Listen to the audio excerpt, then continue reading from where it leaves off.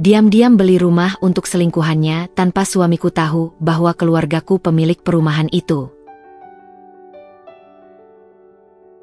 Halo Bunda, semoga Bunda semuanya dalam keadaan sehat dan bahagia ya. Sebelum masuk ke ceritanya jangan lupa absen terlebih dahulu ya. Bunda-bunda semua dari daerah mana saja. Jangan lupa like, komen dan subscribe channel ini ya. Selamat menonton. Pagi itu, mentari belum benar-benar naik ketika aku menerima pesan dari Rara, adikku yang bekerja di bagian administrasi Gria Harmoni. Tadinya kupikir itu hanya laporan biasa soal pembangunan klaster baru, atau permintaan persetujuan anggaran. Tapi begitu kubuka pesan itu, jantungku seperti berhenti berdetak. Nama Rahma tertulis jelas dalam data pembeli rumah di klaster Dahlia, salah satu kawasan elit yang pengelolaannya dipegang langsung oleh keluargaku. Dan lebih mencengangkan lagi, bukti transfer atas nama Dika Pratama, suamiku. Tanganku langsung gemetar, menggenggam ponsel sekuat tenaga, mencoba menyangkal kenyataan yang terpampang jelas di layar.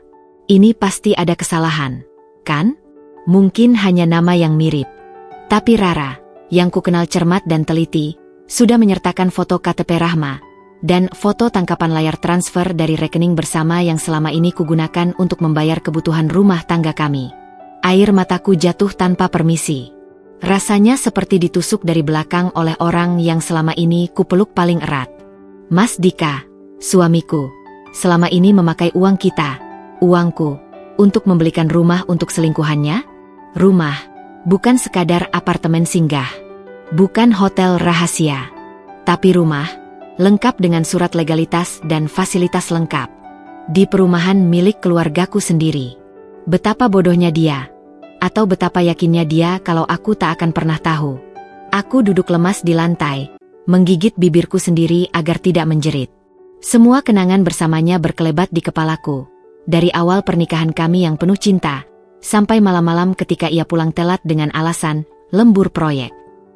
Aku teringat malam minggu lalu, saat aku bertanya kenapa dia tak bisa menemaniku makan malam keluarga. Katanya, ada rapat mendadak dengan klien. Tapi sekarang semuanya terasa seperti sandiwara murahan. Rapat? Atau malah makan malam romantis bersama Rahma di rumah yang ia beli diam-diam?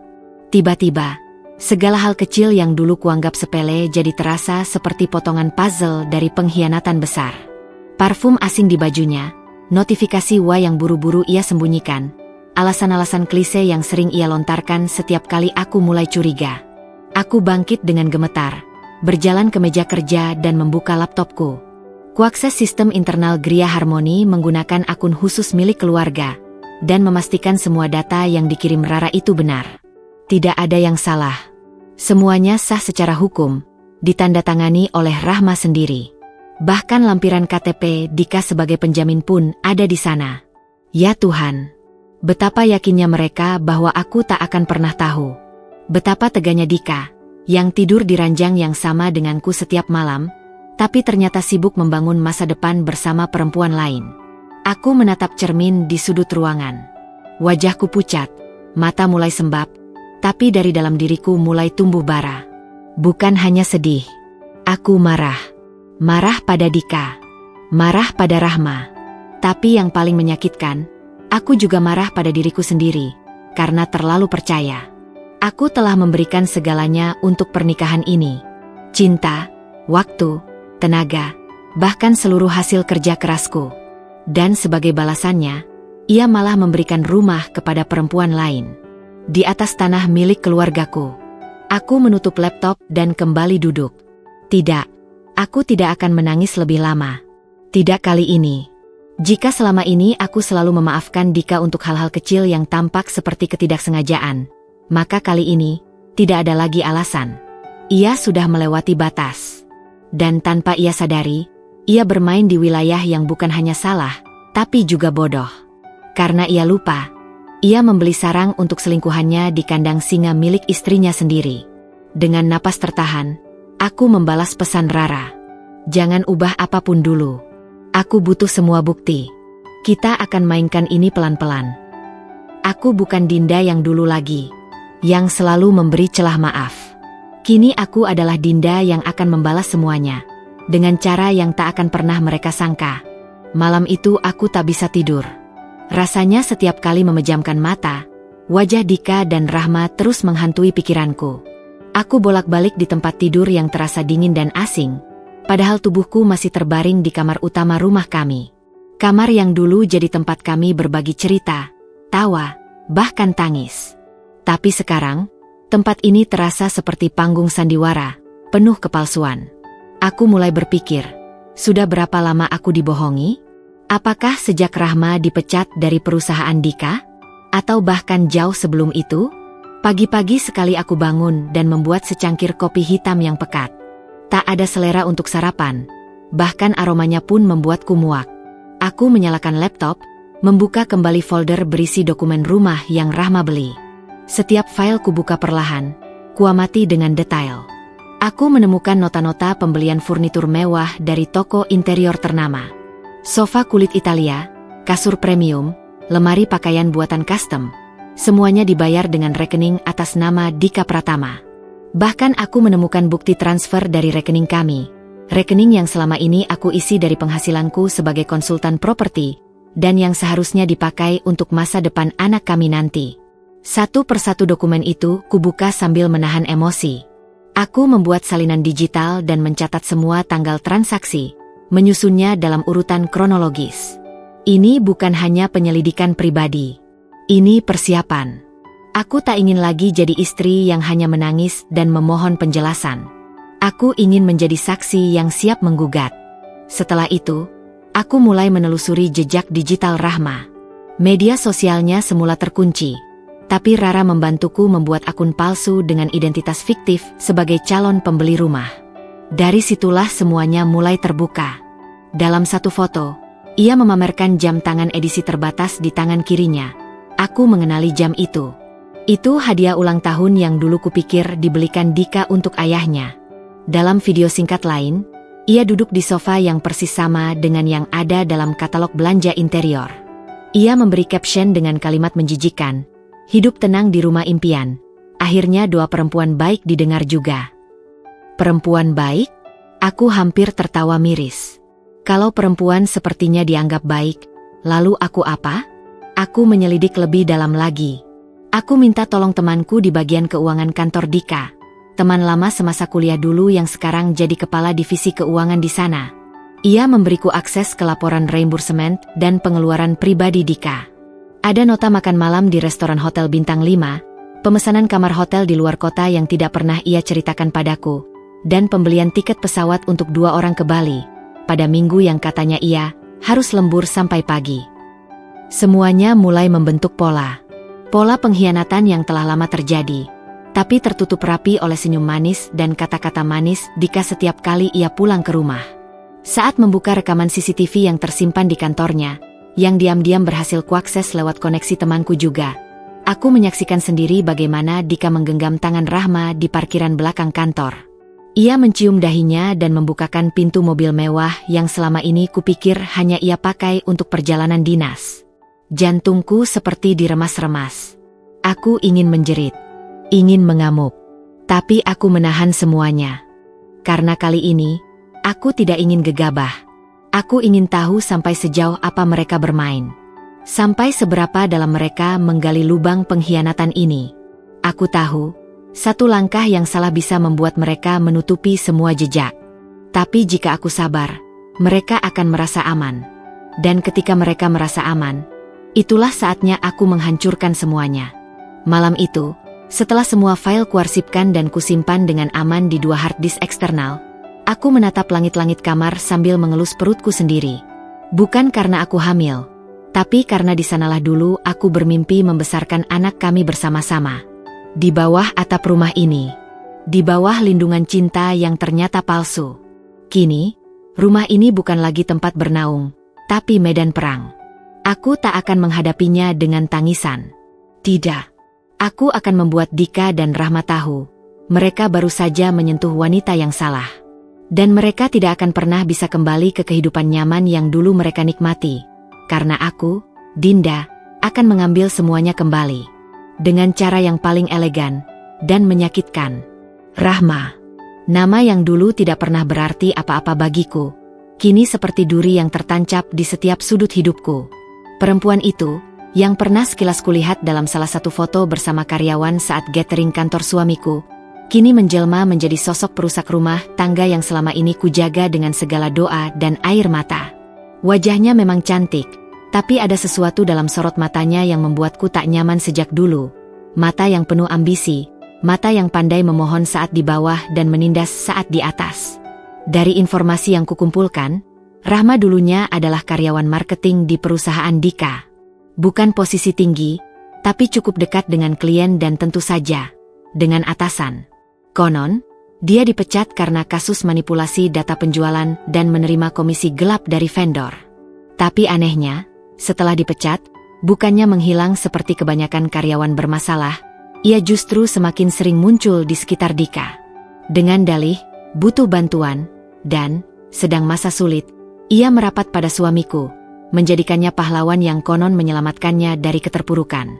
Saat aku menelusuri lebih dalam, dari media sosialnya yang sudah bisa kuakses lewat akun palsu, Rahma menunjukkan wajah berbeda dari wanita yang katanya sedang susah.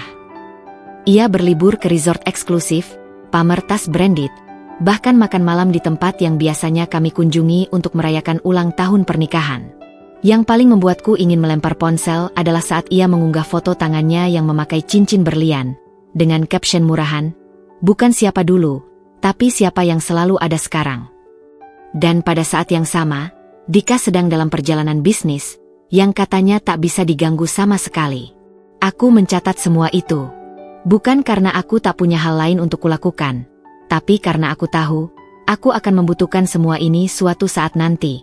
Rahma bukan hanya wanita ketiga biasa. Dia tahu cara bermain. Dia pandai memainkan peran sebagai korban, memelintir narasi hingga terlihat seolah-olah akulah istri jahat yang tak peduli, dan dialah wanita yang setia menunggu dalam bayang-bayang. Aku bisa membayangkan bagaimana ia menangis di depan Dika, menyebut dirinya tak punya siapa-siapa, meminta sedikit bantuan hanya untuk bertahan hidup.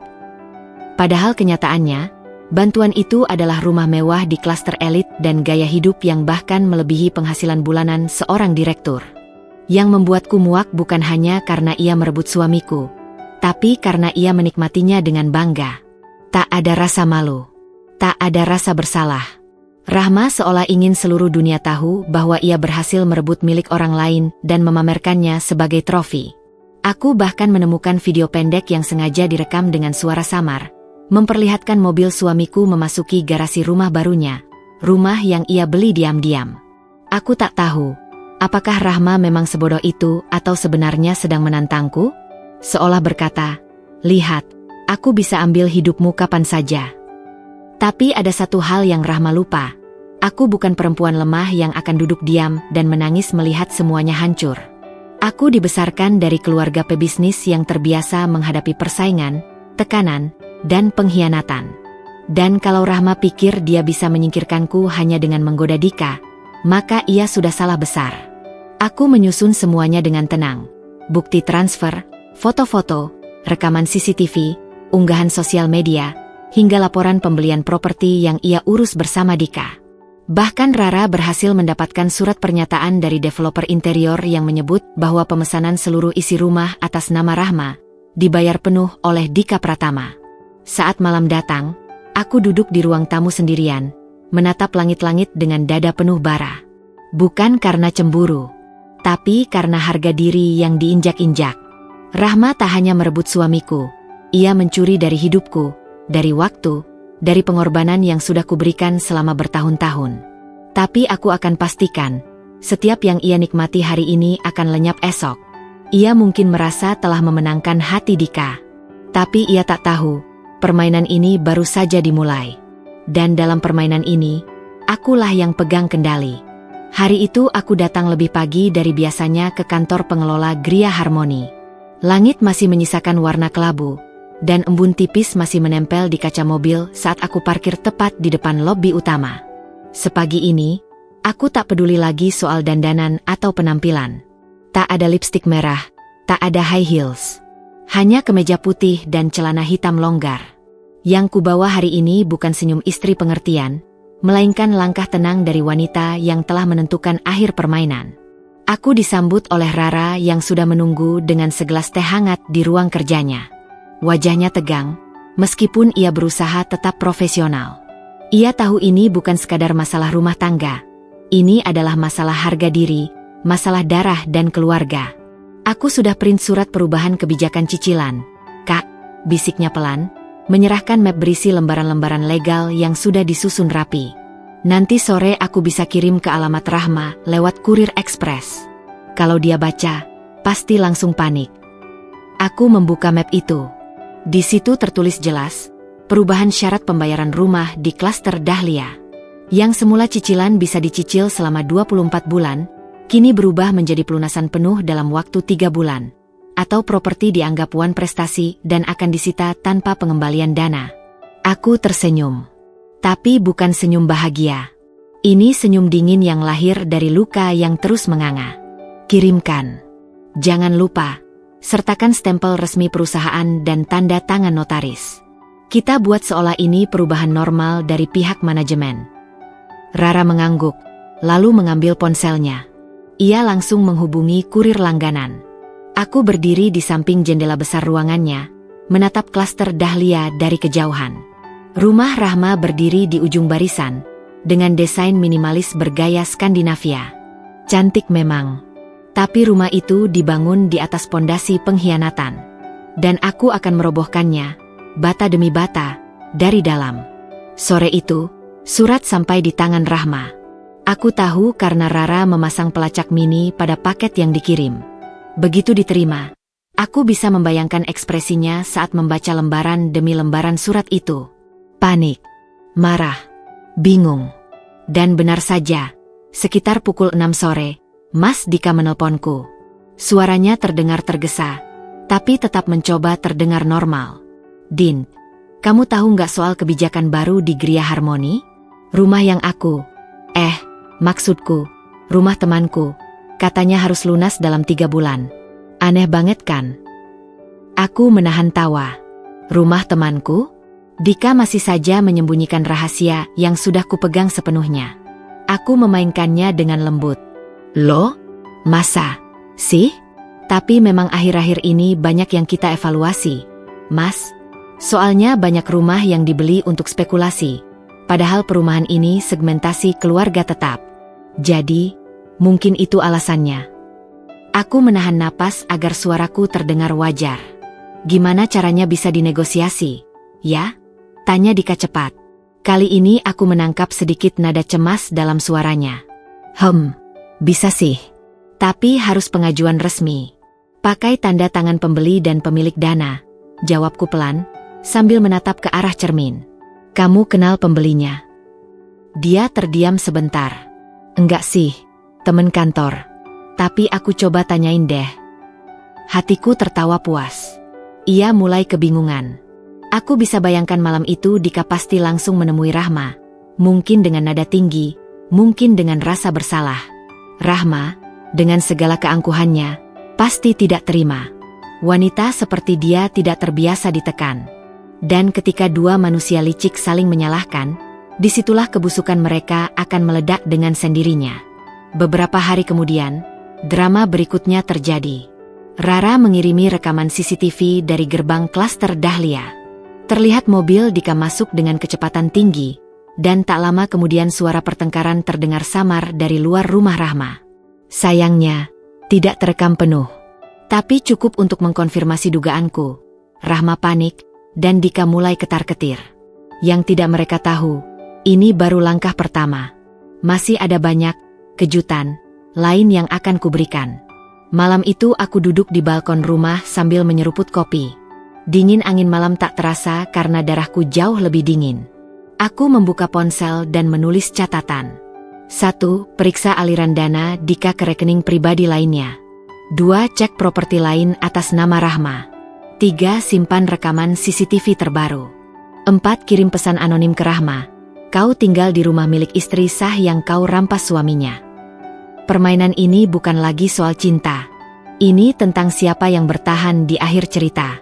Dan aku tidak pernah berniat kalah. Sudah hampir tengah malam ketika ponselku bergetar. Nama, Mas Dika, terpampang di layar dengan 5 panggilan tak terjawab.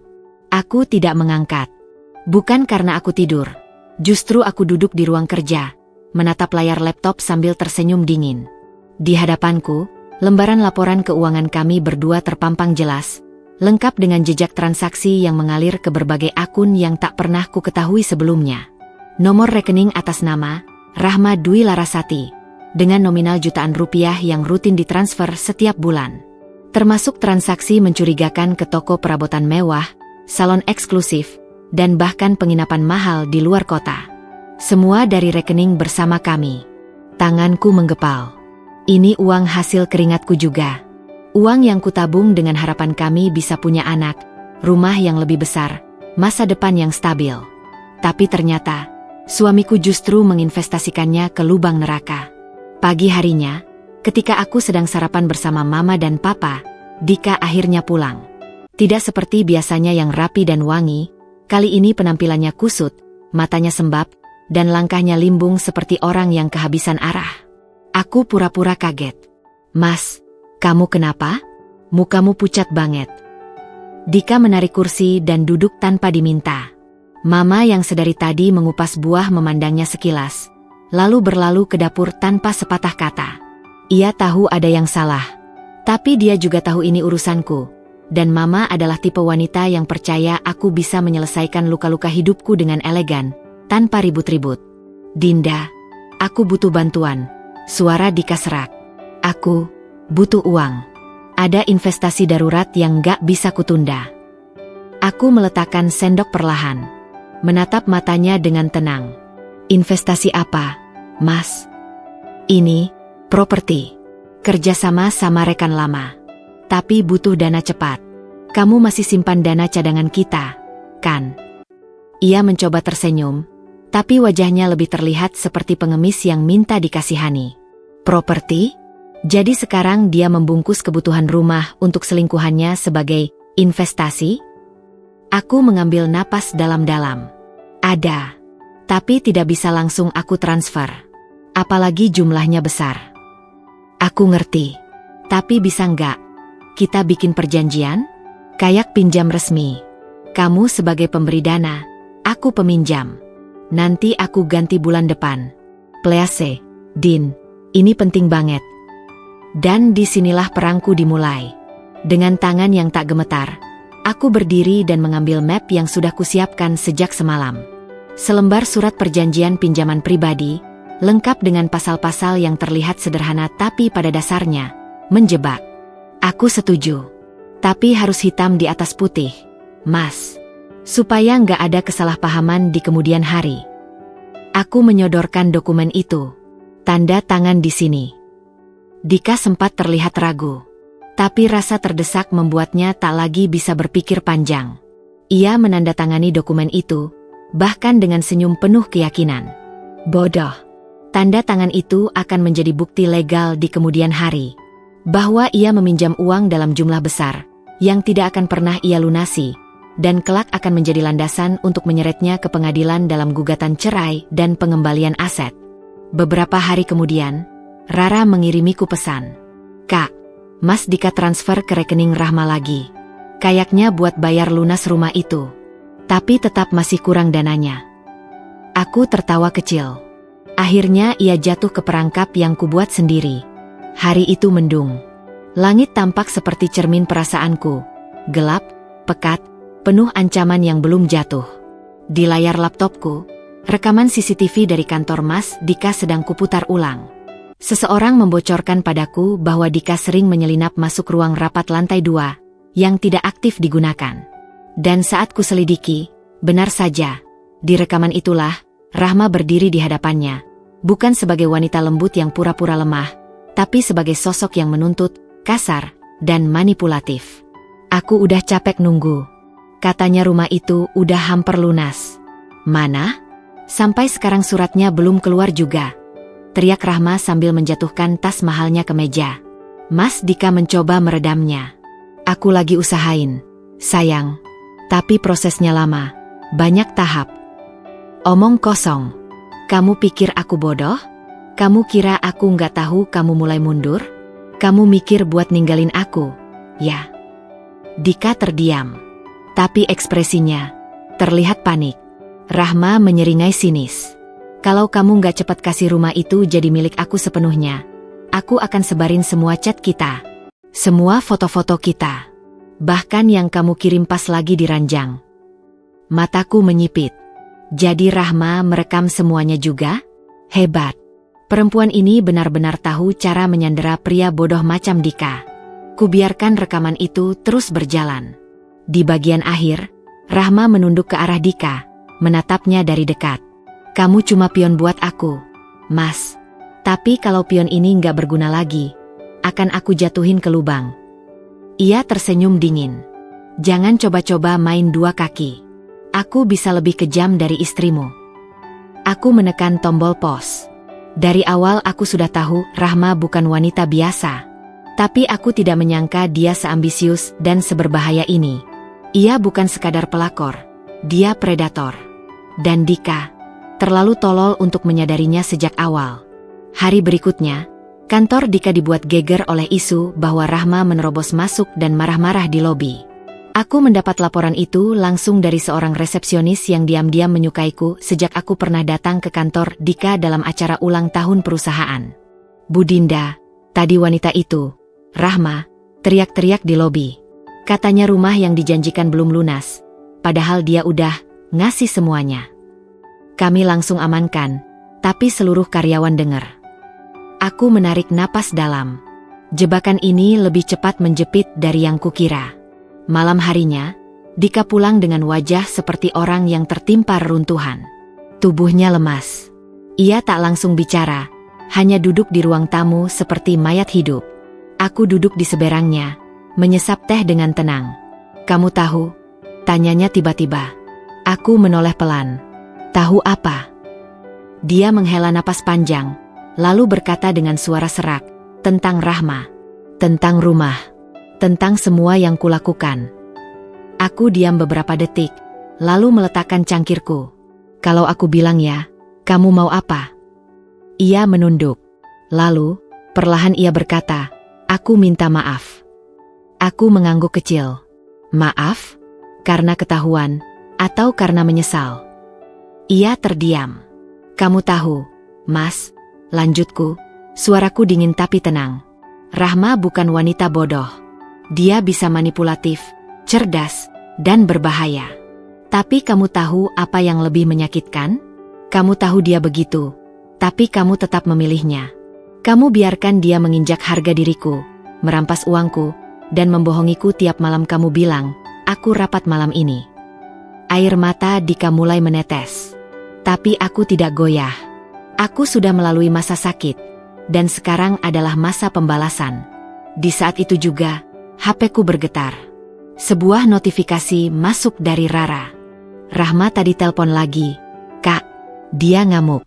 Katanya kalau surat rumah nggak keluar minggu ini, dia bakal datang ke rumah pribadi kita dan bawa wartawan. Dia ancam bawa cerita bahwa Mas Dika selingkuh karena kamu istri yang dingin dan terlalu sibuk kerja.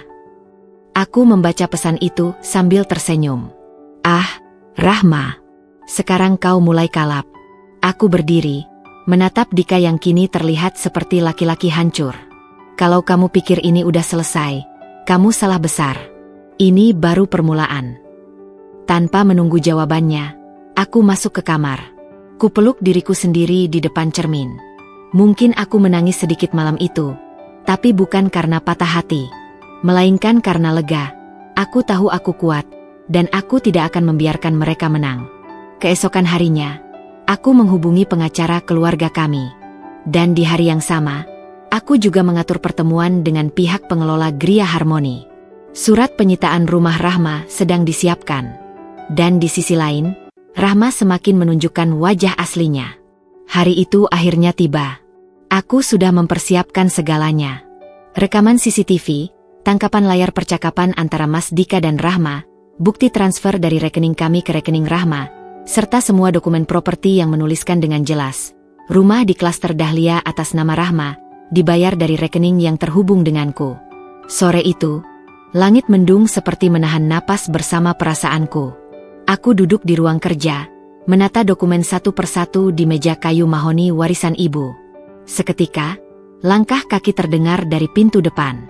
Suara mesin mobil berhenti, dan beberapa detik kemudian, derit pintu terbuka. Mas Dika pulang. Dengan wajah lelah dan mata yang tampak sembab.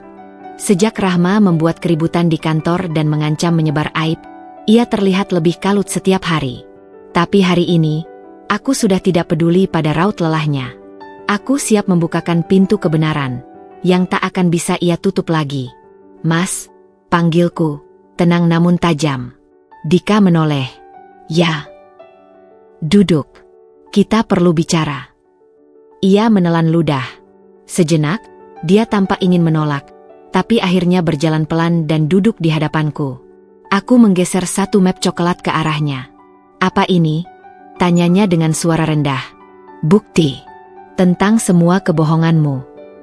Ia membuka map itu. Di dalamnya, kutaruh tangkapan layar percakapannya dengan Rahma.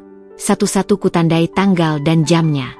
Di halaman berikutnya, tercetak bukti transfer dana besar dari rekening kami ke toko mebel, perabotan elektronik, hingga cicilan rumah. Dia membeku. Tangannya gemetar. Aku tahu semuanya. Mas, kataku akhirnya. Kamu pikir aku nggak tahu karena kamu lihai menyembunyikannya? Kamu lupa satu hal penting. Aku mendekat, menatap matanya. Gria Harmoni itu milik keluargaku. Kata-kata itu menggema seperti petir di kepalanya. Mulutnya terbuka, tapi tak ada suara keluar. Kulihat ia ingin menyangkal, tapi tak bisa. Matanya liar mencari celah keluar dari kenyataan yang kukatakan. Dari awal aku sudah curiga, lanjutku. Tapi aku diam. Aku ingin tahu sampai di mana kamu tega menusukku. Sampai kapan kamu bisa berpura-pura sebagai suami yang setia. Sementara setiap malam kamu menggenggam tubuh perempuan lain dengan uang hasil jerih payahku. Dinda, aku bisa jelaskan. Suaranya parau, nyaris berbisik. Aku mendongak, tak sudi melihatnya lemah seperti itu. Jelaskan? Apa yang mau kamu jelaskan? Bahwa kamu sengaja menyimpan nomor Rahma di nama palsu? Bahwa kamu bilang ke dia kamu hanya menikah karena dijodohkan? Bahwa kamu bilang aku istri yang hambar dan kamu gak pernah bahagia bersamaku? Dia memejamkan mata, air matanya jatuh. Aku hilaf, Dinda, aku terjebak. Rahma, dia, awalnya minta tolong. Dia bilang butuh uang buat bantu orang tuanya. Dan kamu bantu dia dengan ranjang dan rumah. Potongku sinis. Dika menggigit bibir. Aku nggak niat sejauh ini. Tapi Rahma, dia tahu kelemahanku. Dia terus-menerus datang, bermanja, bilang dia satu-satunya yang mengerti aku. Aku tertawa getir. Mengerti kamu? Atau pandai menjilat egomu? Ia terdiam. Aku menatapnya tajam. Selama ini aku berusaha jadi istri yang baik. Aku urus rumah, bantu bisnismu. Bahkan biarkan kamu urus keuangan keluarga karena aku percaya. Tapi kamu malah hianati kepercayaan itu. Kamu tahu, luka dari pengkhianatan bukan hanya soal perselingkuhan, tapi soal rasa percaya yang kamu bakar sampai hangus. Dika menggeleng cepat, wajahnya basah air mata. Aku takut kehilangan kamu. Aku bodoh. Aku terlalu terlena sama Rahma. Tapi aku sadar sekarang. Aku nyesel. Sumpah. Aku nyesel. Sesalmu tidak bisa menghapus semua luka yang sudah kamu buat. Mas, kataku datar. Dan kamu tahu apa yang paling menyedihkan? Aku sudah tidak marah lagi. Aku muak. Seketika, suasana hening. Suara detik jam terdengar nyaring. Dika menunduk, tangannya menggenggam lutut, tubuhnya gemetar. Aku nggak akan mempermalukanmu di depan orang lain, lanjutku. Tapi aku tidak akan tinggal diam. Aku sudah siapkan surat gugatan. Aku juga sudah laporkan seluruh transaksi keuangan kita ke pengacara. Kamu akan diminta pertanggungjawaban. Dinda, jangan, tolong, kita bisa perbaiki ini. Aku bangkit berdiri. Tidak, Mas. Kamu menghancurkan pernikahan ini sejak kamu memilih tidur di rumah wanita lain. Tidak ada yang bisa diperbaiki. Hanya ada yang harus diselesaikan. Ia mencoba berdiri, ingin meraih tanganku. Tapi aku mundur selangkah. Satu hal lagi, ucapku pelan, namun dingin. Rahma akan segera menerima surat penyitaan rumah. Surat itu dikirimkan oleh perusahaan milik keluargaku. Jadi ketika dia berteriak di depan rumahnya nanti, pastikan kamu tidak lupa bahwa langit-langit tempat dia berselingkuh masih dalam genggamanku. Aku melangkah pergi, tidak lagi menoleh ke belakang. Biarlah air mata itu jatuh di wajah Mas Dika. Biarlah ia menangisi puing yang ia hancurkan sendiri. Karena bagiku, hari itu bukan tentang air mata, tapi tentang kemenangan. Dan pengakuan pahit itu hanyalah pembuka jalan menuju karma yang lebih besar. Pagi itu langit tampak cerah, tapi di pikiranku, badai sedang menuju satu titik, klaster Dahlia, rumah mewah yang sempat menjadi tempat pelarian cinta terlarang Mas Dika dan Rahma. Hari itu, karma mulai bergerak. Aku duduk di ruang meeting kantor Gria Harmoni, bersama Rara dan kepala legal perumahan, Pak Rangga. Di meja tergeletak satu berkas penting, surat pembatalan transaksi rumah atas nama Rahma Wulandari, lengkap dengan peringatan bahwa properti akan disita apabila cicilan tidak dilunasi dalam waktu 14 hari kerja. Padahal aku tahu, Rahma tidak akan mampu melunasinya. Surat ini sudah ditandatangani direksi, Mbak Dinda. Tinggal dikirimkan, kata Pak Rangga. Aku mengangguk. Kirim hari ini juga, lewat kurir resmi. Pastikan ada tanda terima dan dokumentasi foto saat surat diterima. Rara melirikku. Kalau dia ngamuk, gimana? Aku tersenyum. Biarkan. Kita cuma jalankan prosedur hukum. Sore harinya, Rahma menerima surat itu langsung dari kurir. Kamera CCTV kompleks menangkap momen ketika wajahnya berubah dari bingung, panik, lalu histeris. Ia keluar rumah tanpa alas kaki, mengenakan daster tipis berwarna merah marun, berteriak-teriak di teras sambil menggenggam surat. Apa-apaan ini? Aku nggak pernah telat bayar sepeser pun. Beberapa tetangga melongok dari balik jendela. Sebagian keluar rumah pura-pura menyapu halaman, tapi diam-diam merekam. Klipnya menyebar di grup WhatsApp warga hanya dalam beberapa jam. Rahma langsung menelepon Mas Dika. Aku dikasih surat ancaman penyitaan. Katanya kamu belum lunasin rumah. Kenapa bisa? Bukannya kamu bilang semua aman? Di balik layar, aku mendengarkan rekaman itu dari salinan CCTV dan ponsel kantor Dika yang sudah disadap sejak lama. Suara Dika terdengar panik, gugup, dan putus asa. Aku belum bisa cairin uang. Perusahaan lagi susah. Dan kamu bohong. Kamu janji rumah ini aman. Aku udah invest perabotan. Dan sekarang aku mau diusir. Aku akan cari cara. Tolong tenang dulu. Tenang kepala kamu. Gimana aku bisa tenang kalau semua tetangga lihat aku kayak orang gila diusir dari rumah? Hah? Rumah yang kamu janjikan bakal jadi istana kita. Aku hampir tertawa mendengar kata istana. Untuk perempuan sekelas Rahma, dia sungguh tidak tahu diri. Rumah itu bukan istana, tapi jebakan. Dan dia kini terperangkap. Beberapa hari kemudian, seperti yang sudah kuduga, Rahma mendatangi kantor Gria Harmoni sambil membawa surat itu. Tapi hari itu, aku yang menyambutnya langsung di ruang customer service. Kulihat matanya terbelalak saat melihatku duduk santai dengan kopi di tangan. Kamu bukannya Dinda, gumamnya. Kamu kerja di sini. Aku tersenyum tenang. Lebih tepatnya, aku pemilik saham mayoritas. Jadi, secara teknis, aku bos besar di sini. Rahma menegang. Matanya bergerak cepat ke arah dua staf yang berdiri di belakangku. Ia merasa terjebak. Dan memang, ia sedang ada di ruang yang kuatur untuk menelanjanginya secara hukum. Aku datang untuk protes, serunya. Aku nggak pernah telat bayar. Kenapa rumahku mau disita? Aku mengangguk seolah prihatin. Sayangnya, Ibu Rahma, berdasarkan catatan kami, pembayaran lunas tidak dilakukan oleh pihak pembeli sejak 3 bulan lalu. DP Anda memang lunas, tapi cicilan bulanan masih kurang. Dan karena properti ini dalam status sewa beli, maka sesuai perjanjian, hak Anda atas properti bisa dicabut jika selama 3 bulan belum lunas. Ini pasti kamu sengaja, tuduhnya. Suaranya mulai meninggi. Kamu dendam. Kamu mau balas aku karena aku dekat sama suamimu. Aku mendekat, menatapnya tajam, setenang mungkin. Saya tidak pernah bawa masalah pribadi ke dalam urusan bisnis. Tapi kalau kebetulan bisnis saya bersinggungan dengan urusan Anda, yah, anggap saja dunia memang kecil, ya. Rahma gemetar. Tapi kali ini bukan karena takut, melainkan karena kalah. Ia tahu tidak ada yang bisa ia lakukan. Aku bergerak secara legal, rapi, tanpa celah. Kalau tidak terima, silakan bawa ke jalur hukum, tambahku. Tapi pastikan Anda punya bukti. Karena semua transaksi kami terekam dan sah secara notarial. Hari berikutnya, tim legal kami bergerak.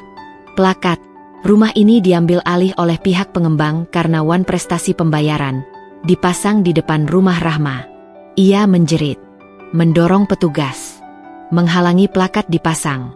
Tapi semua sudah terekam. Bahkan satpam di kompleks pun tak lagi ramah padanya. Karena semua orang tahu dia adalah perempuan simpanan yang bikin rusuh. Malamnya, aku duduk di teras rumah sambil menatap bintang. Untuk pertama kalinya dalam waktu lama, aku merasa lega. Aku tidak hanya berhasil membalas sakit hati, tapi juga menjaga kehormatan keluargaku. Gria Harmoni bukan tempat bagi penghancur rumah tangga. Dan selama aku masih bernafas, tidak akan ada satupun yang bisa menginjak harga diriku tanpa menerima akibatnya. Karma untuk Rahma sudah dimulai. Dan itu baru permulaan. Hari itu adalah hari Jumat. Biasanya waktu favorit Mas Dika untuk bersantai di kafe favoritnya bersama rekan kerja atau bersama Rahma, jika sedang tidak sibuk meeting. Tapi hari itu, bukan kopi yang ia nikmati, melainkan panggilan tak terduga dari divisi HRD kantornya. Surat pemanggilan itu datang setelah berita perselingkuhannya dan drama penyitaan rumah Rahma tersebar luas di media sosial. Salah satu warga Gria Harmoni yang menyaksikan keributan Rahma merekamnya secara vertikal. Dan dalam semalam, video itu viral. Captionnya sederhana tapi menyengat. Istri sah yang tak bersuara, membalas lewat bisnis keluarga. Hormat untuk wanita kuat. Tak butuh waktu lama sampai orang-orang menyambungkan titik-titik. Bahwa Dinda, aku, adalah istri sah Mas Dika, pemilik Gria Harmoni, sekaligus korban pengkhianatan yang membalas dengan cara paling elegan. Pagi itu, aku menerima salinan surat pemanggilan yang dikirim ke emailku oleh seseorang dari dalam perusahaan tempat Dika bekerja. Salah satu staf legal mereka ternyata adalah temanku semasa kuliah, dan tanpa ragu, ia memberitahu bahwa reputasi Dika sedang berada di ujung tanduk. Dia nggak cuma melanggar etika perusahaan karena berselingkuh dengan mantan karyawan. Din, tulis pesan itu. Tapi juga ada indikasi penyalahgunaan dana perusahaan untuk kebutuhan pribadi. Termasuk cicilan rumah Rahma dan pembelian perabotan mewah. Tanganku nyaris gemetar membaca itu. Jadi bukan cuma uang dari rekening kami yang dia pakai. Tapi juga uang dari perusahaannya? Luar biasa, Mas Dika. Kamu menggali kuburmu sendiri dengan tanganmu. Beberapa hari kemudian, aku melihatnya duduk di ruang tamu rumah kami, yang entah mengapa masih berani ia datangi. Dengan mata merah, wajah kusut, dan napas berat seperti baru saja lari dari kenyataan. Aku dipecat, Din, katanya lirih. Mereka nggak cuma keluarkan aku, tapi juga minta aku kembalikan dana yang dianggap misuse. Nilainya ratusan juta.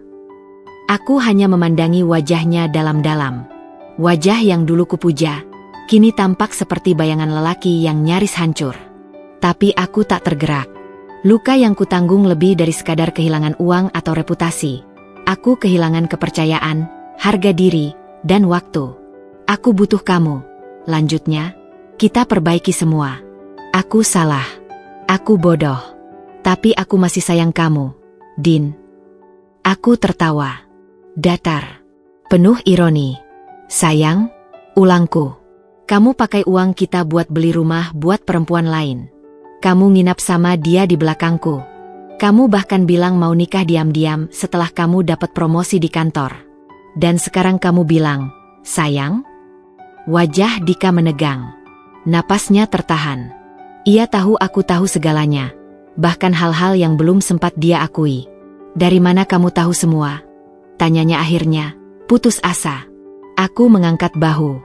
CCTV kantormu, rekaman call center, email transaksimu yang nyasar ke emailku, dan juga satu sumber tak terduga.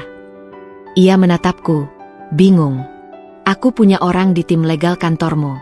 Ternyata, mereka juga sudah lama mencurigai kamu. Tapi mereka menunggu bukti. Dan aku yang bantu mereka menguatkan kasus itu. Dika membeku. Bibirnya bergetar. Dan untuk pertama kalinya, aku lihat ia betul-betul ketakutan. Bukan hanya karena kehilangan pekerjaan, tapi karena menyadari bahwa semua rencana liciknya telah lama berada dalam genggamanku. Tak lama setelah itu, aku resmi mengajukan gugatan cerai. Berkas-berkas sudah kukumpulkan rapi, lengkap dengan semua bukti. Bukti rekening bersama yang digunakan untuk pembelian properti di atas nama orang lain. Bukti pembayaran cicilan rumah yang tidak sesuai dengan kebutuhan keluarga. Rekaman suara dan tangkapan layar percakapan Dika dengan Rahma yang mengindikasikan niat menikah diam-diam. Rekaman CCTV saat Rahma mengancam dan menyebut hubungan gelap mereka. Pengacaraku, seorang wanita tajam dan sangat berdedikasi, memastikan semua berjalan cepat. Tak ada celah bagi Dika untuk menghindar. Dan yang paling menyakitkan bagi dia, aku menuntut hak asuh anak secara penuh dan menolak memberi akses kecuali lewat jalur hukum. Dika kehilangan hak asuh. Pengadilan menyatakan ia tidak layak secara moral maupun finansial untuk memegang tanggung jawab sebagai ayah. Reputasinya tercabik. Semua kolega menjauh. Sahabat bisnisnya memutuskan koneksi. Bahkan orang tuanya sendiri, yang dulu sering menyalahkanku karena terlalu sibuk kerja, akhirnya datang padaku dengan mata berlinang, memohon maaf. Hari itu, saat aku menandatangani surat keputusan cerai di pengadilan, aku tidak menangis. Aku tersenyum. Bukan karena bahagia telah berpisah, tapi karena akhirnya aku bebas dari rantai yang terlalu lama mengikatku pada kebohongan. Mas Dika kehilangan segalanya. Dan aku, akhirnya mendapatkan kembali diriku sendiri. Setelah drama penyitaan rumah di Gria Harmoni viral di media sosial, nama Rahma berubah jadi bahan gunjingan. Bukan hanya di lingkungan elit tempat ia biasa pamer barang mewah, tapi juga di kalangan mantan rekan kerja yang dulu ikut gerah karena kelicikannya. Di grup alumni kantor lama Mas Dika, banyak yang membagikan ulang video saat Rahma meraung-raung di depan petugas keamanan. Ini rumah Dinda. Aku ditipu. Dika brengsek. Kalimat itu menggema di rekaman, membuat netizen menduga-duga, siapa sebenarnya wanita ini? Dan kenapa ia bisa begitu berani hidup mewah di rumah milik istri sah? Tak butuh waktu lama sampai netizen menemukan akun media sosial Rahma yang penuh dengan foto-foto pamer tas branded, kopi mahal, liburan ke Bali, dinner romantis, caption penuh pamer. Tapi postingan terakhirnya berhenti tepat seminggu setelah insiden penyitaan rumah itu. Foto tangannya memegang cangkir kopi, dengan caption, "Kalau nggak bisa kasih rumah, jangan ajak mimpi." Dan setelah itu, hening. Rahma bukan tipe wanita yang tahan dicibir. Tapi yang lebih menyiksa dari hujatan publik adalah kenyataan yang kini menindihnya. Semua gaya hidup mewahnya selama ini tidak datang dari usahanya sendiri. Itu hasil manipulasi, rayuan, dan uang orang lain. Termasuk uangku. Setelah rumah impiannya disita dan Mas Dika kehilangan pekerjaan, Rahma harus menghadapi realitas pahit. Tak ada lagi aliran uang dari rekening orang lain. Cicilan kartu kredit menumpuk. Pinjaman online yang dulu ia ambil diam-diam kini menuntut pelunasan dengan bunga mencekik. Barang-barang mewah yang dulu ia pamerkan di Instagram, satu persatu mulai ia jual di akun Preloved dengan nama samaran. Tapi harga jualnya jatuh. Barang KW yang dulu ia beli dari personal shopper, tak bisa menutupi utang asli yang jumlahnya hampir 100 juta rupiah. Suatu malam, aku mendapat kabar dari Rara, adikku yang masih bekerja di bagian administrasi Gria Harmoni. Dengan nada geli bercampur kasihan, ia mengirimiku foto tangkapan layar dari salah satu grup jual beli lokal. Rahma, dengan akun bernama Ernov88, menjual tas bekas, sepatu high heels, bahkan perhiasan yang dulu sering ia pamerkan. Butuh uang cepat, nego tipis, lokasi bisa cot. Aku membaca sambil menyesap teh hangat di ruang kerjaku. Rasanya seperti menonton adegan dari film drama. Tapi ini nyata. Wanita yang dulu menghancurkan rumah tanggaku, kini menanti pembeli untuk sepasang sepatu Gucci palsu yang bahkan solnya sudah aus. Tapi hidup belum selesai menampar Rahma. Dari sumberku, aku tahu ia sempat menghubungi beberapa pria kaya yang pernah ia kenal. Ia mencoba merajut kembali koneksi dengan kalimat manis dan foto-foto seksi. Tapi semuanya tahu apa yang terjadi.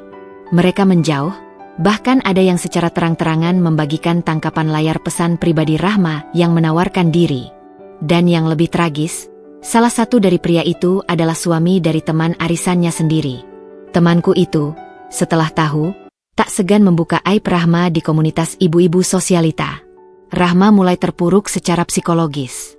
Ia kehilangan tempat tinggal, ditolak oleh keluarga karena menimbulkan aib, dan dikejar debt collector yang tidak segan menggedor pintu rumah kontrakan kecil tempat ia numpang. Suatu hari, aku menerima pesan tak terduga. Dari nomor yang tidak kukenal. Isinya, "Dinda, kalau kamu baca ini, tolong jangan kejam. Aku tahu aku salah. Aku bodoh. Tapi hidupku sudah hancur. Aku bahkan tidak punya uang untuk makan. Kalau kamu masih punya sisa belas kasihan, biarkan aku kembali kerja. Apa saja, aku rela." Aku memandangi pesan itu cukup lama. Bukan karena ingin membalas, tapi karena heran betapa dunia bisa berbalik dalam waktu yang sangat cepat. Beberapa bulan lalu, wanita ini begitu yakin bisa merebut suamiku. Hidup nyaman di rumah mewah yang dia kira hadiah cinta.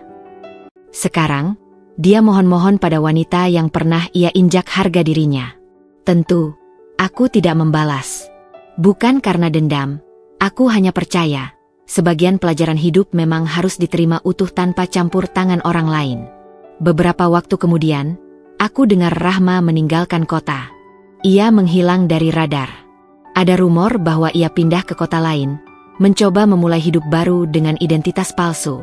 Ada juga yang bilang ia mencoba menjebak pria tua kaya, tapi gagal lagi dan lagi. Yang pasti, Rahma kini hanyalah sisa bayangan dari dirinya yang dulu. Dan aku melangkah lebih ringan. Karena aku tahu, tanpa perlu menyentuhnya, semesta sendiri sudah memberi pelajaran yang setimpal padanya. Pagi itu, untuk pertama kalinya setelah sekian bulan, aku bangun tanpa rasa sesak di dada. Tak ada tangisan malam, tak ada pikiran tentang pengkhianatan Mas Dika atau wajah angkuh Rahma yang dulu sering terbayang setiap kali aku mencoba memejamkan mata. Yang ada hanya suara burung di luar jendela, sinar matahari yang menyusup ke tirai, dan ketenangan. Prosesnya tidak mudah. Luka yang ditinggalkan oleh pengkhianatan bukan luka biasa. Ia bukan sekadar goresan, tapi luka menganga yang menusuk sampai ke inti harga diriku sebagai istri, sebagai perempuan, dan sebagai manusia. Tapi aku bersyukur. Karena dari luka itu, aku menemukan sesuatu yang lebih berharga dari segalanya, diriku sendiri. Setelah resmi bercerai, aku pindah ke rumah utama keluarga kami. Sebuah rumah besar bergaya klasik yang sebelumnya hanya kutempati saat liburan. Di sanalah aku memulai segalanya dari awal. Bersama Rara dan tim manajemen yang selama ini berada di bawah pengawasan ayah, aku mulai terlibat aktif dalam pengelolaan Gria Harmoni. Awalnya mereka ragu. Tidak karena mereka meragukan kemampuanku, tapi karena selama ini aku dikenal sebagai ibu rumah tangga yang lebih sering sibuk mengurus suami daripada bisnis. Tapi aku tahu, satu-satunya cara membuktikan diriku bukan dengan banyak bicara, tapi dengan tindakan. Aku mulai dari yang kecil. Memeriksa laporan keuangan, melihat data penjualan, membaca ulang kontrak-kontrak lama. Aku mengikuti rapat mingguan, berbicara langsung dengan tim pemasaran, bahkan turun ke lapangan mengecek pembangunan klaster baru. Di mata banyak orang, mungkin itu hanya rutinitas biasa. Tapi bagiku, itu adalah bentuk pemulihan. Setiap keputusan yang kuambil, setiap target yang kutetapkan, adalah pembuktian bahwa aku tidak lagi hidup dalam bayang-bayang siapapun, terutama bayang-bayang pria bernama Mas Dika. Bersamaan dengan itu, aku mulai membangun sesuatu yang lebih personal, usahaku sendiri. Sebuah kafe kecil bernama Kopi Perempuan, yang terletak tidak jauh dari gerbang utama perumahan. Kafe itu bukan sekadar tempat jualan kopi. Di dalamnya, ada ruang baca, ada pojok diskusi, ada panggung kecil tempat siapapun boleh berbicara. Aku ingin menciptakan ruang untuk perempuan yang pernah terluka, seperti aku. Tempat mereka bisa menyembuhkan diri, bercerita, dan bangkit. Tak kusangka, kafe itu menjadi titik balik hidupku. Banyak pengunjung datang, bukan hanya karena rasa kopinya, tapi karena suasana hangat yang terasa seperti pelukan. Beberapa ibu muda curhat padaku soal rumah tangganya. Beberapa remaja perempuan bercerita tentang mimpi mereka. Dan aku mendengarkan, karena aku tahu, kadang seseorang hanya butuh didengar untuk kembali kuat. Lambat laun, aku mulai dikenal bukan lagi sebagai istri Mas Dika, tapi sebagai Dinda, pemilik Gria Harmoni, pendiri kopi perempuan yang memilih bangkit, bukan membalas. Media lokal sempat menulis artikel tentangku. Judulnya, "Dari Luka Menjadi Cahaya. Perjalanan Dinda Mengubah Derita Jadi Kekuatan." Aku membaca artikel itu dengan mata berkaca-kaca. Karena yang mereka tulis bukan soal kesuksesan, tapi tentang prosesku mencintai diriku sendiri kembali. Sore itu, aku duduk di teras rumah, ditemani secangkir teh dan angin lembut yang membawa aroma kopi dari kafe. Rara duduk di sampingku, memainkan jemarinya di tablet sambil sesekali menatapku. "Kak," katanya pelan, "kamu sadar nggak? Dulu Kak Dinda selalu kelihatan capek, tapi sekarang, kamu bersinar." Aku tersenyum, lalu menjawab lirih, "Mungkin karena sekarang aku nggak lagi mengejar cinta orang lain. Aku cukup dengan cinta dari diriku sendiri." Ya, aku bangkit. Bukan karena ingin menunjukkan aku lebih hebat, tapi karena aku sadar, aku berhak bahagia. Dan tak ada satupun manusia yang pantas disakiti dengan dalih cinta. Aku tak tahu apa kabar Mas Dika sekarang. Aku tak peduli lagi. Karena dalam perjalanan ini, aku belajar satu hal yang paling penting. Perempuan yang sadar akan kekuatannya, tak akan pernah dikalahkan oleh siapapun. Dan aku adalah perempuan itu. Hari itu langit tampak kelabu, seperti mewakili suasana hatiku yang sedang kosong tapi tenang. Aku baru saja selesai mengawasi pengecoran jalan klaster baru di Gria Harmoni saat Rara mendatangiku dengan wajah yang tak biasa. "Kak, tadi ada tamu nanya kamu di kafe, tapi aku suruh dia tunggu aja. Sepertinya kamu nggak akan suka lihat wajahnya." Aku mengernyit. "Siapa?" Rara ragu. Matanya menatapku, seperti mencari cara paling halus untuk menyampaikan kabar yang sebenarnya tidak ia sukai juga. "Mas Dika." Hening. Angin seolah berhenti. Aku memejamkan mata sejenak, lalu menghela napas panjang. Sudah setahun lebih aku tidak mendengar namanya langsung dari mulut siapapun. Setelah perceraian kami disahkan dan skandalnya mencuat ke publik, hidupku seperti menarik garis tegas antara dulu dan sekarang. Dan kini, sosok dari masa lalu itu muncul, mengganggu ketenangan yang susah payah aku bangun. Aku menemuinya di pojok kafe yang paling jauh dari pengunjung lain. Di meja kayu yang sering kupakai untuk membaca novel favorit, kini duduk pria yang pernah bersumpah akan menjagaku seumur hidup, tapi justru jadi orang pertama yang menusukku dari belakang. Mas Dika terlihat jauh berbeda. Tubuhnya lebih kurus, wajahnya lebih tua dari usia. Tak ada lagi kemeja rapi dan jam tangan mahal. Kini ia duduk dengan kemeja lusuh, sepatu sedikit kotor, dan mata sembab. Tapi matanya masih sama, masih mencoba menampilkan wajah pria yang bisa menjelaskan segalanya. "Dinda," suaranya serak. "Terima kasih udah mau ketemu. Aku nggak tahu harus mulai dari mana." Aku duduk perlahan. Tatapanku kosong, tapi tegas. "Mulailah dari alasanmu datang ke sini." Ia menggigit bibir, lalu mengusap wajahnya yang berkeringat padahal ruangan ber-AC. "Aku nyesel, Din. Selama ini aku mikir kamu cuma cewek rumahan yang gak bisa apa-apa tanpa aku. Tapi ternyata, kamu lebih hebat dari yang aku kira." Aku tersenyum tipis. Butuh hancur dulu rupanya, baru sadar siapa yang kamu sia-siakan. Wajahnya menunduk. "Aku nggak punya siapa-siapa lagi, Din. Rahma ninggalin aku waktu uangku habis. Teman-teman kantor menjauh. Aku udah coba kerja lagi, tapi nama aku keburu rusak. Semua orang tahu aku selingkuh sama mantan karyawan, dan itu bikin aku ditolak di mana-mana." Ia menatapku, kali ini dengan mata berkaca-kaca. "Aku nggak mau balik buat minta uang atau simpati. Aku cuma mau minta kesempatan. Satu aja. Buat nebus semua kesalahan. Aku tahu aku gak pantas. Tapi aku masih cinta kamu, Dinda. Detik itu juga, rasanya dunia berhenti sebentar. Cinta? Kata itu bagiku kini terdengar seperti lelucon basi dari novel picisan. Bagaimana mungkin seseorang yang pernah menghancurkan kepercayaan sedalam itu bisa mengklaim cinta? Aku mendekatkan wajahku, suaraku pelan tapi tajam. Cinta? Kamu bahkan gak tahu arti cinta, Mas Dika.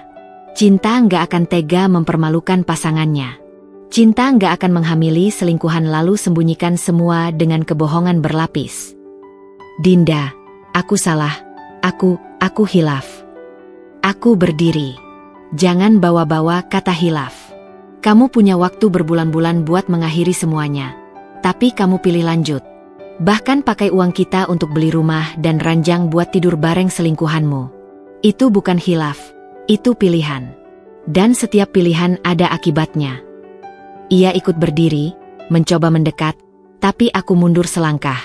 Mas Dika, suaraku mulai tegas. Kamu datang ke sini berharap bisa kembali ke hidupku. Tapi hidupku sekarang bukan tempat untuk orang seperti kamu. Aku sudah terlalu jauh berjalan. Terlalu banyak luka yang sudah kupulihkan. Aku sudah membangun kembali diriku dari puing-puing yang kamu tinggalkan. Dan aku tidak akan biarkan kamu menghancurkannya lagi, bahkan sedetik pun. Ia membeku. Aku melanjutkan dengan suara yang dingin tapi mantap. Kamu bukan lagi bagian dari cerita hidupku, Mas Dika. Aku tidak membencimu. Tapi aku sudah selesai denganmu. Jadi kalau kamu datang untuk mencari penyesalan, bawa pulang saja. Karena aku tak punya ruang untuk menampungnya. Aku melangkah pergi. Saat aku berjalan melewati meja-meja kafe, banyak mata memperhatikanku. Tapi aku tak peduli. Karena untuk pertama kalinya, aku merasa bebas. Bebas dari luka lama, bebas dari bayang-bayang masa lalu, bebas dari pria yang pernah kucintai mati-matian. Dan ketika aku sampai di pintu keluar, aku menoleh sebentar. Kulihat dia masih berdiri di tempatnya, menatapku dengan mata kosong. Tapi kali ini aku tak merasa lemah. Aku justru merasa kuat. Karena aku tahu, aku telah menang. Atas luka, atas kenangan, atas diriku sendiri. Berita itu datang tanpa aku duga. Dari seorang teman lama yang bekerja sebagai customer service di salah satu leasing mobil mewah. Ia mengirimiku pesan singkat, hanya beberapa kalimat tapi cukup membuat aku terdiam di tengah meeting sore itu.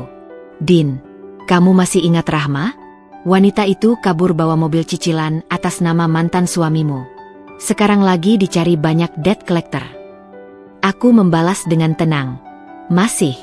Dan aku tidak terkejut. Aku teringat bagaimana dulu Rahma tampil di media sosial seolah hidupnya sempurna. Setiap foto memamerkan barang-barang branded, makan di restoran mahal, berlibur ke Bali dan Bangkok, semua dengan caption manis seperti blessed, grateful, atau Queen Never Back.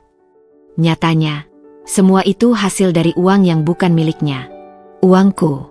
Uang dari rekening bersama yang kusempatkan tutup tepat sebelum aku gugat cerai Mas Dika. Dan sekarang, kerajaan semu yang dia bangun perlahan-lahan runtuh. Setelah menjual barang-barang, Rahma menghilang dari radar. Akun Instagramnya mendadak dinonaktifkan. Nomor ponsel yang biasa ia pakai tidak bisa dihubungi. Beberapa temannya mulai mengeluh di media sosial bahwa Rahma meminjam uang dan tidak pernah mengembalikannya. Aku minjemin 2 juta buat beli tiket konser. Katanya cowok barunya mau gantiin. Ternyata hilang gitu aja, tulis seorang temannya. Waktu itu pinjem kartu kredit buat belanja di mall. Bilang urgent. Giliran tagihan datang, dia gak bisa dihubungi. Komentar yang lain. Dalam waktu singkat, nama Rahma menjadi bahan gosip di mana-mana. Grup alumni sekolahnya bahkan sempat membahasnya panjang lebar. Seseorang mengunggah foto Rahma sedang naik angkot dengan wajah tertutup masker, lalu menambahkan caption. Dulu sih jalan sama cowok orang bawa Fortuner. Sekarang sendirian naik angkot, bawa kantong plastik belanjaan.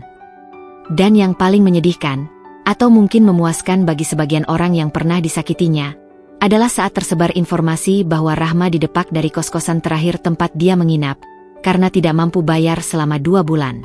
Ia dilaporkan kabur meninggalkan kamar dalam kondisi berantakan, lengkap dengan catatan utang di laci yang ditinggalkan. Aku tidak pernah membalas dendam secara langsung pada Rahma. Tidak perlu. Karma bekerja jauh lebih teliti daripada yang bisa aku lakukan dengan tangan sendiri. Namun yang paling mengejutkan datang dari informasi yang dikirim Rara suatu sore. Kak, aku dapat info dari Satpam Gria Harmoni. Tadi malam ada perempuan datang diam-diam ke rumah kosong di klaster Dahlia. Ia berdiri cukup lama di pagar, kayak orang bingung. Waktu didekati, ternyata itu Rahma. Aku terdiam mendengar kabar itu. Apa dia bilang sesuatu? Katanya dia cuma mau lihat rumahnya terakhir kali, sebelum benar-benar pergi. Aku menatap keluar jendela ruanganku, memikirkan kalimat itu. Terakhir kali. Rahma akhirnya sadar. Tempat yang dia banggakan, rumah yang dia pamerkan sebagai hasil dari cinta dan perjuangan, hanyalah pinjaman dari kebohongan. Dan begitu kebohongan itu terungkap, semua ikut pergi. Seminggu kemudian, aku menerima sepucuk surat. Tanpa nama pengirim, tanpa alamat jelas. Hanya tulisan tangan di kertas beraroma parfum mahal yang sudah pudar. Dinda. Aku tahu aku bukan siapa-siapa lagi. Aku minta maaf. Aku kira aku menang karena berhasil merebut Dika darimu. Tapi ternyata aku hanya menjadi bagian dari kekalahannya. Dia tak pernah sepenuhnya mencintaiku. Aku berharap kamu bahagia. Aku tahu kamu lebih kuat dari aku. Ini terakhir kalinya kamu dengar dariku. OR. Aku membaca surat itu berkali-kali. Bukan karena aku iba, tapi karena aku sadar. Untuk pertama kalinya Rahma menulis sesuatu yang jujur. Ia tidak meminta kembali, tidak memohon bantuan, tidak menyalahkan siapapun. Ia hanya menyerah. Dan mungkin memang itu satu-satunya hal yang bisa ia lakukan sekarang. Setelah itu, tidak ada lagi kabar dari Rahma. Aku tidak tahu di mana dia sekarang. Tapi aku tahu, dia sedang hidup dalam keheningan. Keheningan yang bukan lagi indah, tapi menyakitkan, karena penuh penyesalan yang datang terlambat. Dan Aku tidak menoleh ke belakang lagi, karena masa depanku terlalu terang untuk disamarkan oleh bayang-bayang wanita seperti Rahma. Setahun telah berlalu sejak aku menutup pintu terakhir dalam hidupku bersama Mas Dika dan Rahma. Setahun sejak rumah tanggaku runtuh di hadapan kebohongan, namun dari reruntuhan itu aku justru menemukan pondasi paling kuat dalam hidupku, diriku sendiri. Kehidupan setelah perceraian tidak serta-merta menjadi mudah. Awalnya, hari-hariku dipenuhi ketakutan. Takut dinilai orang, takut gagal bangkit, takut mencintai lagi. Tapi ketakutan itu perlahan luluh seiring waktu. Dengan setiap keputusan kecil yang kuambil untuk memperbaiki hidupku. Aku mulai bangun pagi lebih awal. Mengurus manajemen Gria Harmoni lebih serius. Bukan hanya sebagai penerus bisnis keluarga, tapi sebagai pemilik yang ingin memberi identitas baru pada tempat ini. Aku memperluas koneksi, membentuk tim pemasaran digital, dan menyulap beberapa unit kosong menjadi rumah contoh bergaya minimalis modern yang viral di TikTok. Banyak yang tidak tahu bahwa di balik kerja keras itu, ada air mata yang tidak terhitung jumlahnya. Malam-malam saat aku tidur sambil memeluk diri sendiri, meyakinkan bahwa aku pantas dicintai dengan benar. Tapi aku tidak menyerah. Karena aku tahu, aku sudah terlalu lama menyerahkan cintaku pada orang yang salah. Kali ini, aku akan mencintai seseorang yang tepat. Tapi sebelumnya, aku harus mencintai diriku sendiri sepenuhnya. Dan seperti takdir yang diam-diam bekerja di balik layar, ia datang saat aku sama sekali tidak mencarinya. Namanya Arga. Awalnya dia hanya klien yang ingin membeli satu unit rumah di klaster baru. Kami bertemu saat aku ikut mempresentasikan proyek Gria Harmoni Phase 2. Berbeda dari kebanyakan calon pembeli yang hanya tertarik pada spesifikasi rumah, Arga lebih tertarik mendengar tentang proses pembangunan, siapa yang mengurusnya, bagaimana konsep lingkungan disusun. Menarik. Biasanya pemilik perumahan gak turun langsung begini, katanya sambil tersenyum. Aku hanya menjawab singkat waktu itu, karena saya punya alasan pribadi untuk memastikan semuanya berjalan dengan jujur dan bersih. Ia tidak bertanya lebih jauh. Tapi dari tatapannya, aku tahu dia menangkap sesuatu. Bukan rasa ingin tahu yang kepo, tapi lebih kepada penghormatan. Pertemuan itu tidak langsung membuatku jatuh hati. Tapi Arga konsisten. Ia kembali beberapa kali, menanyakan detail lanjutan, lalu mengajak diskusi tentang pengelolaan lingkungan berkelanjutan. Sampai akhirnya, tanpa sadar, aku mulai menanti-nantikan kehadirannya. Arga berbeda. Ia tidak pernah memaksaku menceritakan masa lalu, tapi selalu ada saat aku ingin berbagi. Ia tidak menawarkan pelarian, melainkan ruang. Ruang untuk tumbuh, untuk merasa cukup, untuk merasa tidak perlu menjadi sempurna agar layak dicintai. Dinda, katanya suatu malam saat kami duduk di teras rumahku, aku tahu kamu pernah terluka. Tapi aku tidak datang untuk menambal lukamu. Aku datang karena aku melihatmu tetap berdiri, bahkan dengan luka itu. Aku menangis malam itu. Bukan karena sedih, tapi karena aku akhirnya merasa pulang. Hubungan kami berkembang perlahan.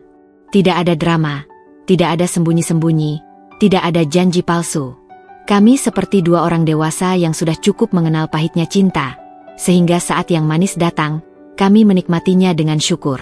Arga mengenalkanku pada ibunya yang sederhana tapi bijaksana. Ia bercerita tentang mendiang ayahnya yang juga pernah gagal dalam rumah tangga, tapi bangkit dan menebusnya dengan menjadi ayah yang baik. Dari cerita itu, aku tahu bahwa Arga dibesarkan dalam nilai kejujuran dan ketulusan. Dan yang paling menyentuh, ketika Arga berkata, "Aku tidak takut kamu pernah gagal menikah, Din. Justru aku lebih takut kalau kamu tidak pernah belajar dari luka itu." Kalimat itu seperti pelukan hangat yang menenangkan. Aku tidak perlu menyembunyikan masa laluku. Bahkan luka terdalam sekalipun, diterima Arga dengan lapang hati. Aku menikah lagi 2 tahun setelah bercerai. Tapi kali ini, bukan karena tekanan sosial, bukan karena harus, melainkan karena aku mau. Pernikahan kami sederhana, diadakan di taman kecil di belakang kantor Gria Harmoni. Di antara bunga mawar putih dan lampu gantung yang berkelap-kelip, aku melangkah dengan gaun yang ringan, senyum yang tulus, dan hati yang tenang. Rara menangis bahagia, ibuku memelukku erat, dan seluruh timku di perumahan ikut hadir seperti keluarga sendiri. Bahkan beberapa warga lama di Gria Harmoni ikut hadir dan berkata, "Akhirnya Ibu Dinda dapat kebahagiaan yang layak." Aku hanya bisa mengangguk, memandang Arga yang berdiri di altar kecil sambil menungguku dengan senyum hangatnya. Aku tahu, ini bukan akhir dari cerita. Tapi ini adalah awal yang indah. Kini, setiap pagi, aku terbangun bukan dengan rasa takut, tapi dengan rasa syukur. Aku bukan hanya bertahan dari badai, tapi tumbuh di dalamnya. Dan saat aku berjalan di antara rumah-rumah di Gria Harmoni, aku tahu setiap batu bata yang tersusun di sana bukan hanya bagian dari bisnis, tapi saksi dari perjalananku. Dari pengkhianatan, kehancuran, hingga ke cinta yang sesungguhnya.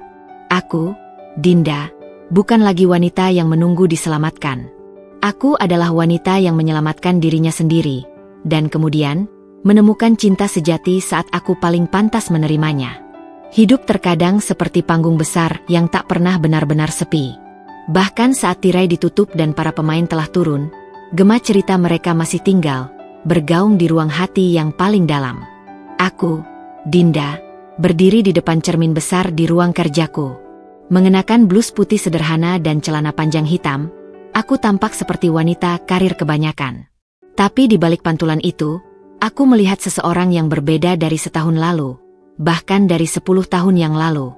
Aku melihat wanita yang telah disakiti, dikhianati, ditertawakan, bahkan dijatuhkan oleh orang-orang yang paling ia percaya. Tapi aku juga melihat wanita yang telah belajar, berdiri kembali, dan akhirnya memilih untuk tidak membalas dengan kebencian, melainkan dengan pencapaian dan kebahagiaan yang nyata. Hari itu, aku menerima pesan tak terduga. Bukan dari Arga, bukan dari Rara, dan bukan dari tim marketing Gria Harmoni. Tapi dari seseorang yang dulu pernah mengisi hidupku dengan janji-janji manis yang ternyata palsu. "Mas Dika." Pesannya singkat. "Boleh kita bertemu sekali saja? Aku ingin bicara. Bukan untuk kembali, hanya untuk minta maaf dengan benar." Aku terdiam cukup lama sebelum menjawab. Bukan karena aku marah, tidak lagi. Tapi karena aku tahu, hatiku yang dulu mungkin akan ragu. Tapi hatiku yang sekarang tahu mana yang layak diberi ruang, dan mana yang cukup dikenang. Akhirnya, aku membalas. "Boleh." Tapi hanya sebagai penutup. Kami bertemu di sebuah kafe kecil dekat taman kota. Tempat netral, jauh dari kenangan, jauh dari luka. Aku datang dengan hati yang tenang, dan ia datang dengan wajah yang sangat berbeda dari yang terakhir kali kulihat. Mas Dika tampak jauh lebih kurus. Rambutnya lebih tipis, matanya lesu. Tak ada lagi aura percaya diri yang dulu membuatku terlena. Yang tertinggal hanyalah sisa-sisa dari pria yang pernah kucintai dan kini tengah menanggung akibat dari pilihannya sendiri. "Terima kasih sudah mau bertemu," katanya pelan. Tangannya gemetar saat menggenggam cangkir kopi, seolah dunia sudah tidak memberinya banyak hal untuk dipeluk. Aku hanya tersenyum tipis. "Apa yang ingin kamu katakan?" Ia menghela napas panjang. "Aku salah. Bukan cuma karena berselingkuh, tapi karena menghancurkan satu-satunya orang yang benar-benar percaya padaku. Kamu." Aku tetap diam, memberinya ruang untuk bicara. Karena ini bukan lagi tentangku. Ini tentang dia yang akhirnya belajar menerima kenyataan. "Aku pikir saat itu aku hebat, Din. Aku pikir aku bisa punya segalanya. Tapi ternyata aku hanya menghancurkan segalanya, dan kehilangan yang paling berharga." Air mata perlahan mengalir di pipinya. Tapi aku tidak menangis. Karena hatiku sudah sembuh. Luka itu kini hanya bekas yang mengajarkan banyak hal, bukan lubang yang masih menganga. "Aku dengar kamu sudah menikah lagi, dan bahagia." Aku mengangguk. "Ya. Dan kamu juga harus bahagia dengan caramu sendiri. Maafku sudah lama kuberikan, bahkan sebelum kamu memintanya. Karena aku memilih memaafkan untuk diriku sendiri, bukan untukmu." Ia mengangguk, tampak lega namun hampa. Dan sebelum kami berpisah, aku menatapnya untuk terakhir kali, lalu berkata, "Jangan pernah mengkhianati seseorang yang bahkan langit-langit persembunyianmu masih miliknya." Kalimat itu menjadi penutup bukan hanya untuk pertemuan kami, tapi juga untuk bab kelam dalam hidupku. Aku tahu aku tidak butuh balas dendam yang berapi-api. Karma telah bekerja dengan caranya sendiri. Tugas kita bukan untuk menyalakan apinya, tapi belajar tidak ikut terbakar olehnya. "Rahma?" Terakhir kudengar, ia pindah keluar kota, berganti identitas, mencoba mulai dari awal. Tapi jejak digital dan reputasinya membuatnya sulit dipercaya lagi. Ia menjadi cerita peringatan bagi banyak perempuan yang ingin kaya dengan cara instan. Hidupnya kini bukan milikku untuk dihakimi, tapi cukup untuk jadi pelajaran. Kini, aku menulis semua ini dalam jurnal digital yang kupakai sejak awal perceraianku. Setiap halaman adalah catatan luka dan pembelajaran. Setiap paragraf mengandung air mata, tawa pahit, hingga kemenangan kecil yang dulu terasa mustahil. Dan kini, di halaman terakhir, aku menulis. Aku tidak menyesal pernah mencintai seseorang yang salah. Karena tanpa itu, aku tidak akan pernah mengenali cinta yang benar, apalagi mencintai diriku sendiri dengan utuh.